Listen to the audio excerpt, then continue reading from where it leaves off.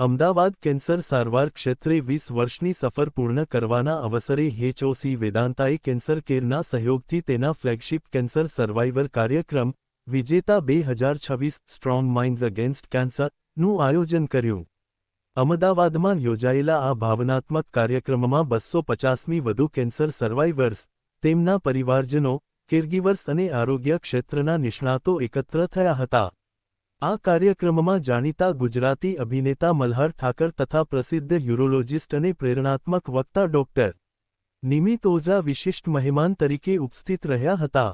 તેમણે સર્વાઇવર્સનું સન્માન કર્યું અને જણાવ્યું કે આવી પ્રેરણાદાયી જીવનકથાઓ વધુને વધુ લોકો સુધી પહોંચવી જરૂરી છે, જેથી કેન્સર સામે લડી રહેલા દરેક દર્દીમાં વિશ્વાસ જાગે કે કેન્સર પછી પણ જીવન એટલું જ સુંદર, સક્રિય અને સંભવ છે.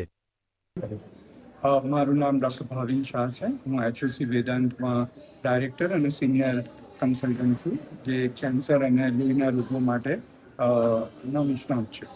સર, આજે જે ઇવેન્ટ થઈ છે જે એઝ અ કેન્સર એ શું ઇવેન્ટમાં છે એકચ્યુઅલી?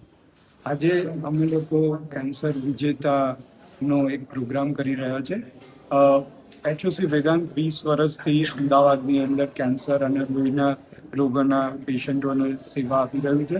અને અમે અમારા જે ટ્રીટમેન્ટ કરેલા જે ક્યોર્ડ પેશન્ટ છે એવા લગભગ 150 થી 200 પેશન્ટને આજે અહીંયા એમની કેન્સર સામેની જીતને સેલિબ્રેટ કરવા માટે ભેગા કર્યા છે અને આજે અમે એમનું સન્માન કરી રહ્યા છીએ. કેટલા પાર્ટિસિપેટ થયા? કેટલા પ્રમાણમાં પાર્ટિસિપેટ થયું છે? કેટલા લોકો આવે છે? લગભગ 150 થી 200 પેશન્ટ અને પેશન્ટના પરિવાર સભ્યો આવેલા છે.